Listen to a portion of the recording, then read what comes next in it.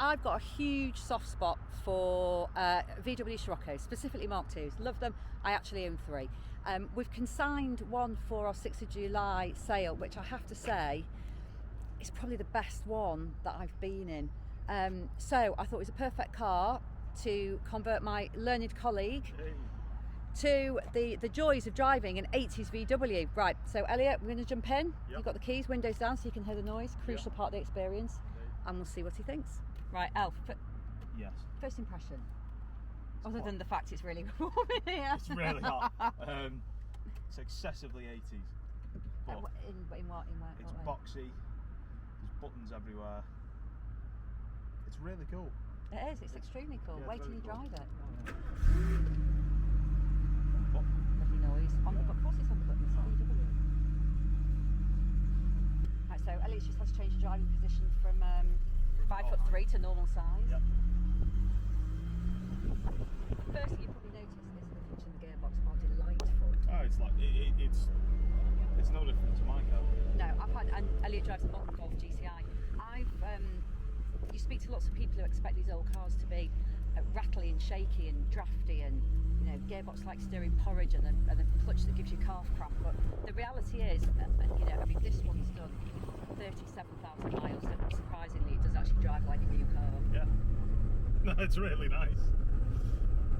So what were you expecting? Well, after driving the Golf, it's sort of this, but yeah, Mark II Golf you were in last week, weren't you? Mark 1 Golf. Mark 1 Golf, sorry. Yeah. I'm going to get stoned to death for this. I prefer Scirocco. This is nicer than that Golf, but that might just be because this is a really, really nice example. Yeah, this is a particularly nice example. Very low mileage, really well looked after. Like I say, I collect Sciroccos, and I drove this to work this morning, and it is just the best one that I've driven. And I've got one that's on 35,000 miles, so it's not just because this is a low mileage one.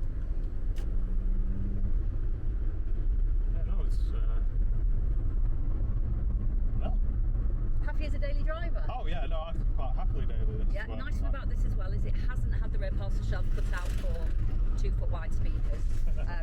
It's just been really, really beautifully well looked after and maintained and driven probably regularly, but gently. Yeah, no, it's an easy one, very easy. Definitely nicer than that Golf, which was also very nice. Yeah, and the Scirocco prices are creeping up. They're catching up with the Golfs now for good reason, but I still don't think they've quite made their money. So this one's going to be guided in 6th of July classic sale at £7,000 to £9,000, and I challenge anyone to find one this nice for the same money. Yeah, it's the same size as sort of a new Golf, isn't it? So it's like a little bit more practical, which is always nice. Classic car insurance. Yeah, cheap. Yeah, dead easy to service and look after properly. Parts readily available, and a lot of fun. So Elliot, there's a couple of key differences with yours. One, and probably the one you might have noticed, is that there's no power steering. Yes, there is no power steering. Now, but it's not the worst thing in the world because it gives you a bit more feeling on the road. Like you were saying earlier, you feel like you can sort of go down the back lanes and truck it through the corners, and you know what's going on.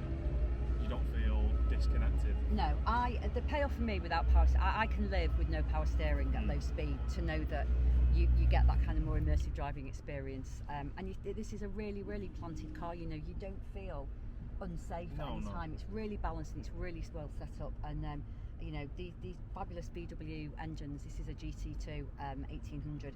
Are just absolutely bulletproof. And I know I'm waxing lyrical because I'm a huge fan of them anyway. But I was dying to see what Elliot thought of it. Yeah, no, it's really nice. Out of 10? 8. Ooh, high praise indeed.